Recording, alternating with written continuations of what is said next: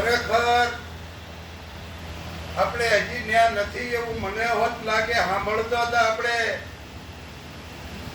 કે જે આપણે ધારવી છીએ, જેમ ધારવી છીએ, પણ એ કેમ નથી આપણને નક્કી થતું કે આપણાને સહેલાઈથી મળી ગયું છે ને એટલે એની કિંમત નથી. આપણાને કોઈ પણ વસ્તુ જે સહેલાઈથી મળે એની કિંમત ન હોય એમ છે.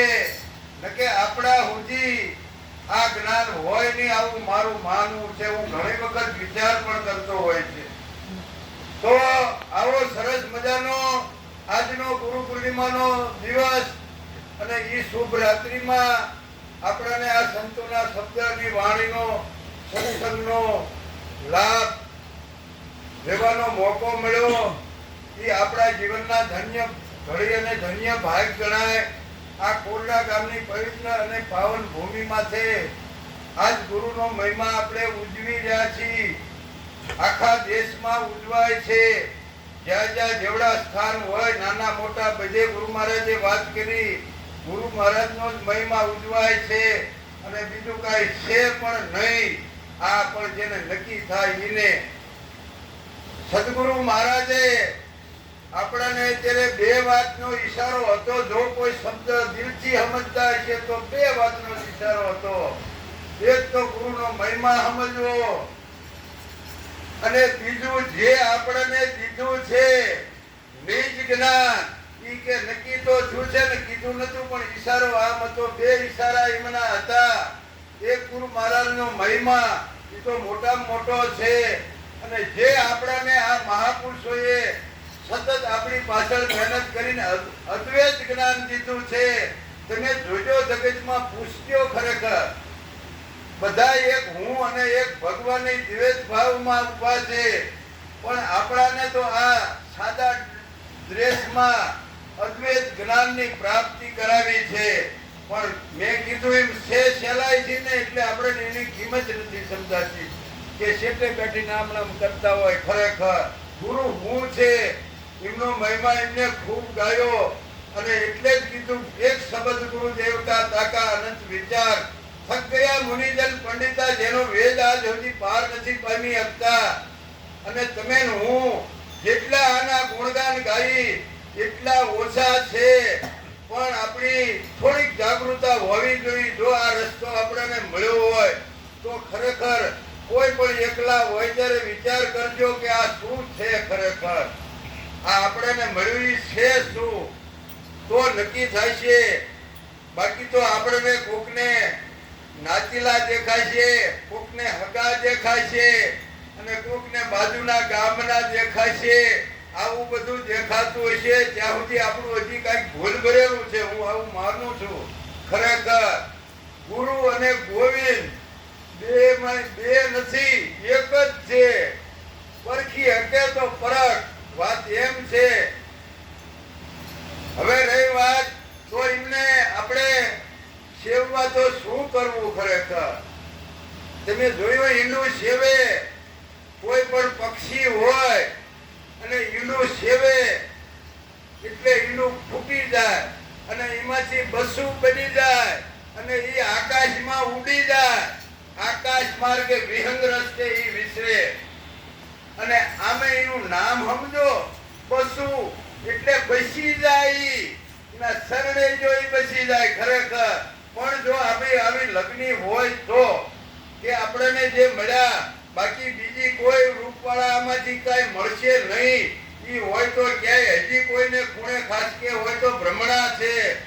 જે અત્યારે પ્રગટ પુરુષ છે આ ભૂમિ માથે જ્યારે જ્યારે અવતાર ધરીને આવે છે, જેવા રૂપ લઈને આવે છે એ આ સંતો આવે છે અને એના હિસાબે આ સારા સંસારના જગતના કલ્યાણ કરવા માટે થઈ અને ખરેખર એવી વિચરણ કરતા હોય છે કે આ જગતના જીવનું કેમ કરીને કલ્યાણ થાય.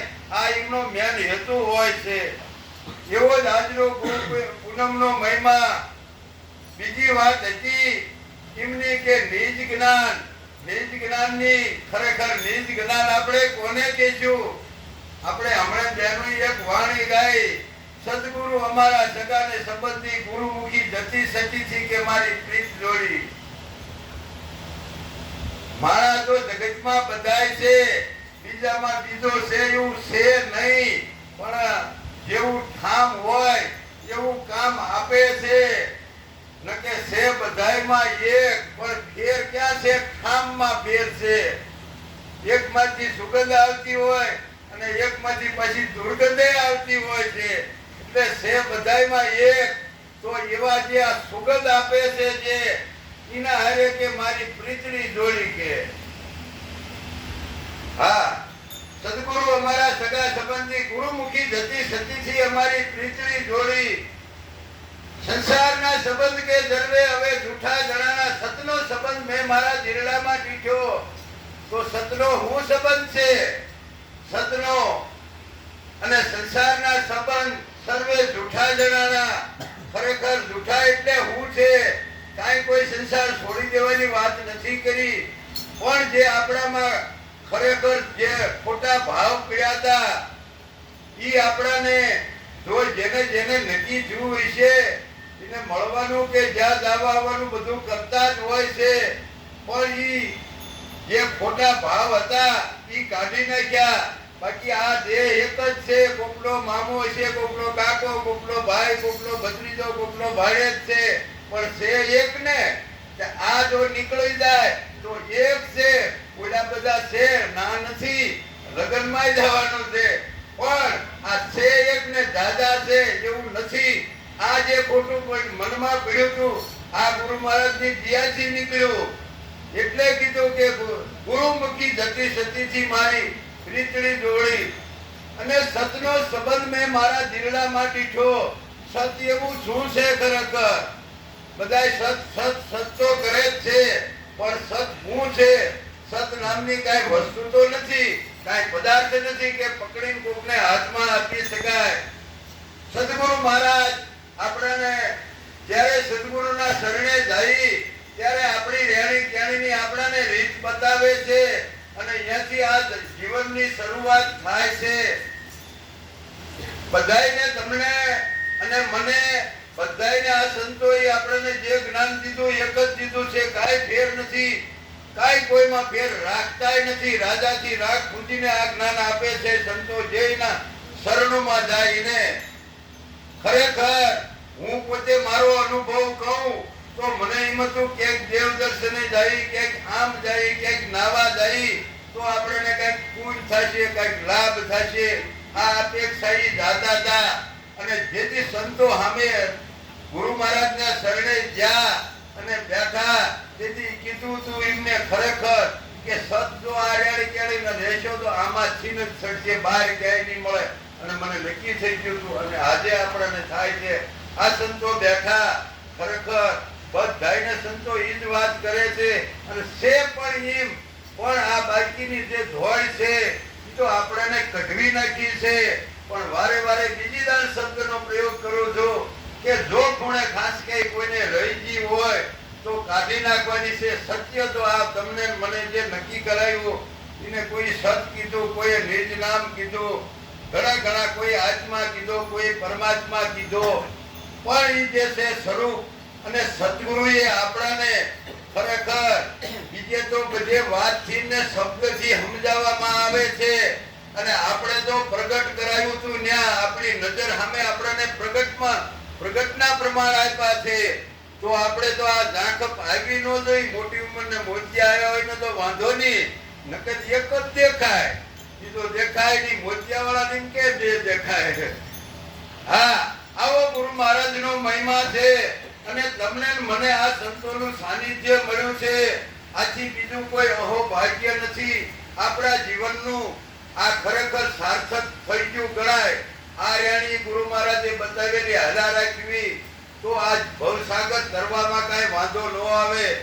મને વારે વારે અદ્વૈત જ્ઞાન ઉપર ઈચ્છા થાય, સાંભળવાની ઈચ્છા થાય. ક્યાંય આપણે બીજા બધા ઘણા મળતા હોય જ્ઞાની પુરુષો, કારણ કે છે એક અને ઈ ઈશ્વરની કૃપાથી બધાયના માથે વરહી રહ્યું છે. ગુરુ મહારાજે હમણાં વ્યાસ ભગવાનની વાત કરી હતી કે વ્યાસ પૂર્ણિમા પણ કહેવામાં આવે છે. અને એ છીએ આ અહાડ સુદ પૂનમ. તો અહાડ સુદ પૂનમ કેમ રાખી? કારણ કે મહિના ને મહિને પૂનમ તો આવે જ છે, પણ આ જેમ વરસાદ વરસે એમ સંતોનો આપણા ઉપર આશીર્વાદ વર્ષા રાખે, આવું માધ્યમ જેનું છે અને ઈ આજ અત્યારે તમે ને હું ઉજવી રહ્યા છીએ. તો અદ્વૈત વાત જ્ઞાનની જે આપણે કરી, તો પવન એક છે, બે નથી પવન, અને ઈ બધાયને આપે છે પવન. ઇનેથી તમારું મારું આ બધાયનું શરીર ચાલે છે.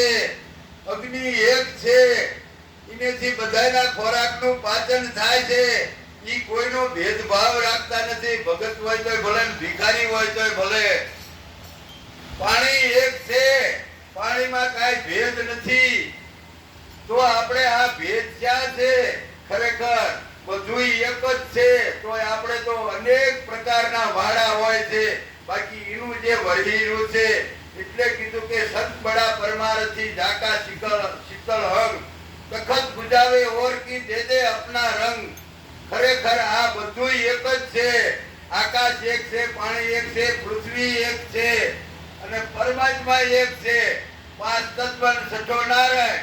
પણ તોય આપણે જો હજી ક્યાંક આપણે ઓલા હજી એમ હોય અહીંથી કઈક થઈ જાય તો આ હજી આપણી ભ્રમણા છે ખરેખર. અને આવો મહિમા અનાયાસે, હું તો એમ કહું છું, આપણને ખબર નથી કે આવું હોય, છતાં પણ આપણને કઈક ગુરુ મહારાજની પ્રેરણા આશીર્વાદ મળી ગયા છે. અને જો આ આપણને જ્ઞાન મળી ગયું છે તો એને જતન કરીને જાળવવું પડે. ખરેખર અમારે ભાઈ શામભાઈ તો એક બોલી સાખી કાંઈ કે તને મળી ગયું હોય તો જ્યાં ત્યાં ન કઈ વાત હાસી છે. ખરેખર આ કાંઈ શેરીએ બજારે વાત કરવાની નથી, પણ અહીંયા તો આપણે આ ખરેખર સતની સભા છે. સતના સભામાં અમારે હીરા ભગત ગાય મારો હસલો બોલે. પણ એક કથા કહું તમને, કથા નથી કહેતો પણ ખાલી એના થોડા શબ્દો કહું. કાગ ભૂસંડી હતા, એ કાગડાનું રૂપ લઈ અને ભગવાનની કથા કરતા હતા. કોઈ જો આમાં સાંભળ્યું હોય તો, અને જે અહીંયા સાંભળવા જતા હતા ને એ બધા હંસ હતા. એટલે કાગડો બોલતો હતો ને હંસ સાંભળતા હતા. આમાં સમજાય તો ખરેખર આવો આ સતનો પ્રતાપ છે. જો જેને જેને નક્કી થાય, અરે થાય જ. હું તો કહું બધાને છું જ છે. આવું ગુરુ મહારાજ નો અનાયાસે